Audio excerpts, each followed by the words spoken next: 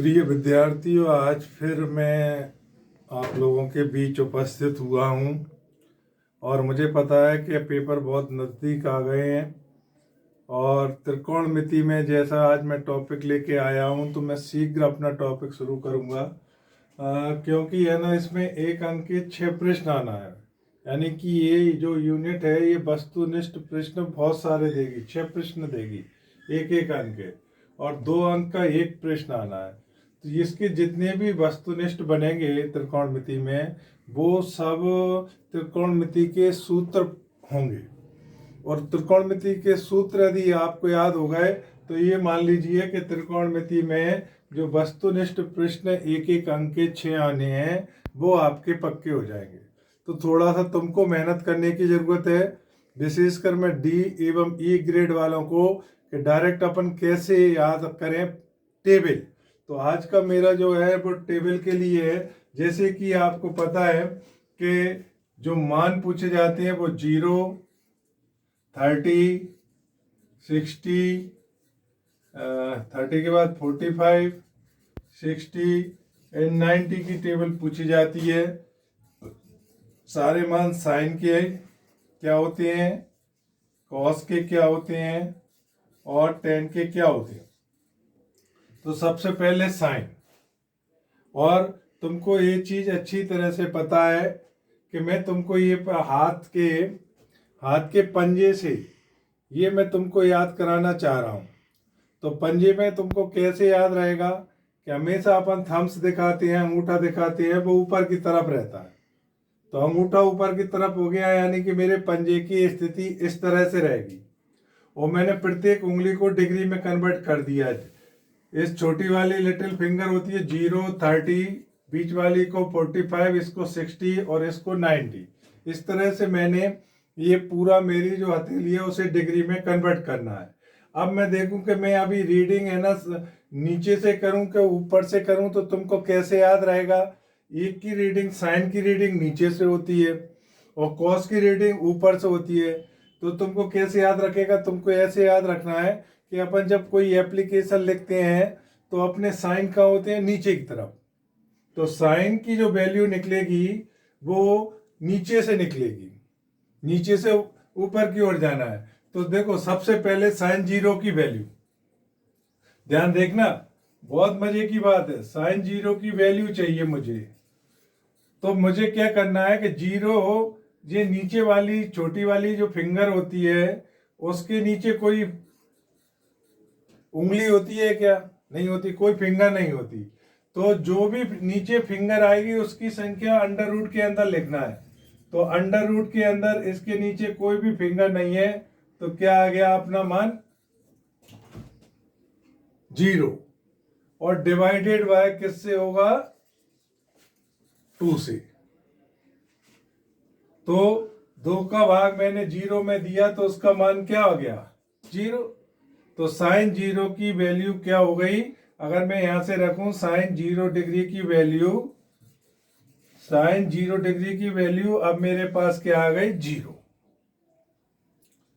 अब मुझे साइन 30 की चाहिए, तुम लोग भी गैस करना। साइन 30 की वैल्यू चाहिए तो अंडर रूट के अंदर उसकी उंगलियों की संख्या, जहां पर 30 डिग्री शो हो रहा है यहाँ पे, तो 30 डिग्री मेरी जिस उंगली पर शो हो रहा है उससे नीचे कितनी है, क्योंकि मैंने कहा था साइन अपन जैसे कुछ करते हैं तो वो नीचे की तरफ करते हैं। तो इसमें मुझे नीचे ही नीचे देखना है, जिस एंगल से मैं जाऊंगा उससे नीचे कितनी उंगलियां हैं उनका स्क्वायर रूट लेना है, वर्गमूल लेना है। तो 30 से अगर मुझे साइन 30 की वैल्यू निकालना है तो 30 से नीचे कितनी उंगली आ रही है, 1। और डिवाइड किससे करना है, बटे में क्या आ गया, 2।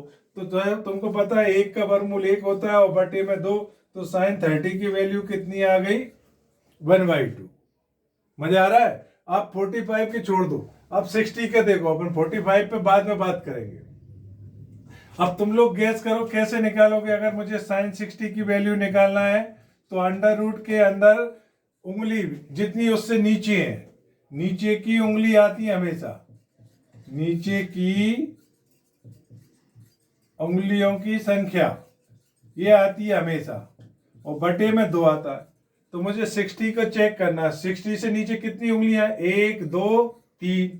तो मेरा रूट के अंदर आ गया 3 और बटे में क्या है? 2। तो फटाफट साइन 60 की वैल्यू आ गई मेरी √3/2। और साइन 90 की अगर मुझे चाहिए, और मजे की बात देखो, साइन 90 की मुझे चाहिए तो 90 से नीचे उंगली 1 2 3 4। तो रूट के अंदर कितना आ गया? 4 और बटे में 2 है।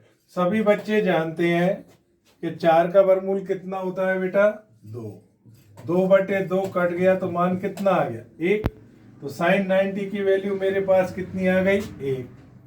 45 की चाहो तो देखो, 45 का मतलब क्या होता है? नीचे 2 उंगली, ऊपर 2, बीच में होता है। तो चाहे तुम साइन का मतलब बिलो माने नीचे कितनी उंगलियां हैं और कॉस माने ऊपर कितनी उंगलियां हैं, तो दोनों का मान इसलिए बराबर आता है 45 पे, क्योंकि बीच में आएगा। नीचे से जाओगे तो भी बीच में आएगा, ऊपर से आओगे तो भी बीच में आएगा। तो जो मेरा साइन 45 है वो हमेशा बराबर होता है cos 45 से, क्यों? 45 बीच में आता है। और इसका मान तुम याद कर लेना, 1/√2 होता है। क्या होता है? 1/√2। मैं इस फार्मूले से ही बता देता हूं। यहाँ पे ध्यान देखो कि मुझे साइन 45 अंश का मान चाहिए, ठीक है? तो अंडर रूट के अंदर में क्या जाएगा? बिलो, जितनी उंगलियां उससे नीचे है। तो 45 से नीचे कितनी उंगलियां? 2। तो रूट के अंदर 2 और बटे में क्या आ गया? 2। सभी के बटे में मैं 2 लिख रहा था। तो तुमको अगर पता हो छोटी क्लास से कि 2 का मतलब √2 होता है। √2 होता है। तो मैंने 2 को तोड़ के लिख दिया अंडर√2 में। या √2 होता है तो √2 से √2 कट गए, ऊपर क्या बचा रहा? 1। तो मेरा आ गया 1/√2। फिर भी मैं इसे डायरेक्ट याद कर लूंगा। तो मेरी बात समझ गए कि इस 2 को मैंने तोड़ के लिखा है √2। वैसे बहुत से लोग अंश का परमीकरण कर देंगे, √2 का ऊपर और √2 का नीचे, ऐसे भी √2 2 हो गया और बटे में 2 कट जाएगा। ज्यादा दिमाग में नहीं जाना है। मतलब 45 का मान देख रहे हैं, 45 से उंगलियां नीचे 2 है तो अंडर√2 आ गया। ये 2 को तोड़ के मैंने √2 लिख दिया, कट गया 1/√2। यानी कि साइन के मान मुझे अच्छी तरह से निकालने आ गए। मुझे ये पूरी टेबल बनाने की जरूरत नहीं है। मुझसे साइन 30 का पूछा तो मुझे बिलो देखना है, 1 उंगली है और बटे में 2 होता ही है। साइन 30 की वैल्यू 1/2। साइन 60 की चाहिए, बिलो देखना है, रूट के अंदर 1 2 3 होता है तो √3 और बटे में 2। साइन 90 की चाहिए तो 1 2 3 4, 4 का वर्गमूल कितना हो गया? 2। 2/2 माने कितना हो गया? 1। बहुत आसान ही है। साइन का अगर तुमसे कोई सा भी मान वस्तुनिष्ठ में पूछने के लिए आ जाता है बच्चों, तो तुमको डायरेक्ट ये ऐसे थम्स, ऐसे अंगूठे पे ऐसे कर लेना है। ये 0, ये 30, ये 45, ये 60, ये 90, जोन से का पूछे उससे बिलो देख लेना। क्योंकि सिग्नेचर साइन का मतलब क्या होता है? अपन एप्लीकेशन में नीचे करते हैं। तो ऐसे ध्यान रखना कि अपन को साइन की जो वैल्यू निकालनी है वो नीचे कितनी उंगली आ रही है उससे निकालना है। अब मैं जरा कॉस पे चर्चा करूं तो कॉस की भी देख लेते हैं अपन। सबसे मजे की बात है कि कॉस की वैल्यू मुझे देखना है तो कॉस का मतलब मैं ऊपर की तरफ देखूंगा। क्या देखूंगा? ऊपर की तरफ। जैसे सपोज करो कि मुझे कॉस 0 की वैल्यू देखनी है, तो कॉस 0, साइन 0, साइन में मैं नीचे की तरफ देखता था, सिग्नेचर नीचे करते थे तो नीचे कितनी उंगलियां। कॉस में मैं ऊपर देखूंगा तो 0 के ऊपर कितनी उंगलियां? 1 2 3 4। अच्छे से ध्यान देना, एक बार सीख गए तो ये हमेशा तुम्हें 11 12 तक सब में चलता रहेगा। कॉस माने ऊपर, 0 से ऊपर कितनी उंगलियां? 1 2 3 4। जितनी उंगलियां उनका वर्गमूल ले लो और बटे में 2, 4 का वर्गमूल 2, 2/2 1 आ गया। तो cos 0 की वैल्यू 1 हो गई। जो साइन 90 में इधर होती थी तो इसमें cos में हो गई। आप देखें cos 30 अंश, लगाओ तुक्का लगाओ। cos 30 अंश में ऊपर की तरफ कितनी उंगलियां? 1 2 3 तो √3 और बटे में 2।